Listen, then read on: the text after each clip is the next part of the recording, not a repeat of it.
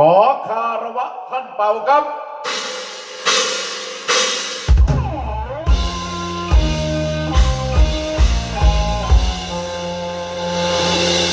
ละขอ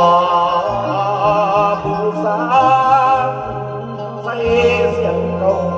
คารวะท่านเป่าผู้เต็มล้นด้วยพวงเทียมผู้คนมีชื่อเสียงเลืองพวกที่ล้นฟ้าจนล้านลาได้กล่าวเมืองไข่พงเขาสร้างกันกึ่งว่าเป็นลื่นว่าน้องไม่ข้าเลื่อมใสศรัทธาจังหวะก่อนมาวอนเจ้าหน้าที่หวังเขามาหันเสียงเดียว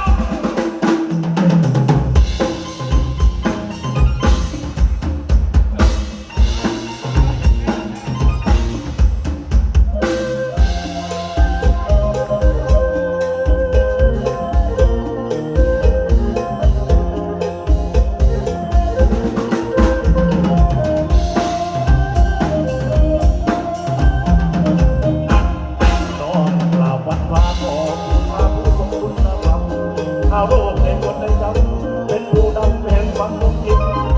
ดำกระดำแต่ดำใจระดับดำเอาจิตคือเสียงฟังว่าวุ่นยินหากไม่ได้ยินก็ต้องเพลงหาม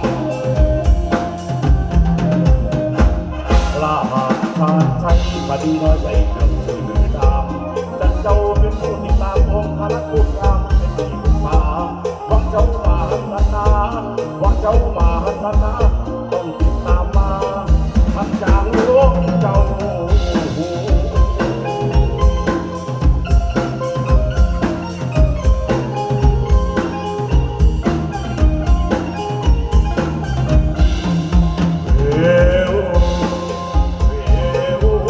ไปกระดูกจะเป็นผู้ดังกองสนั่นเสียงภาษาจากฟังเจ้าอาหารในสังคมทุกคนจำจนออกสองทีวีจักซื้อเลยสมัยโซเชียลจะเป็นคลิปเดียวติ๊กต็อกยูทูบบทสรุปคือขอเอาลูกมาอย่างต่างอย่างเยี่ยมขอให้นักเรากันเพีย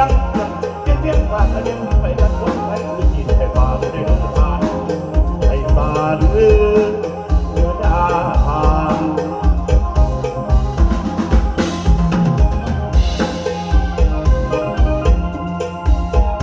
ออกกลางก็เราพันเป่าขอด้วยขอ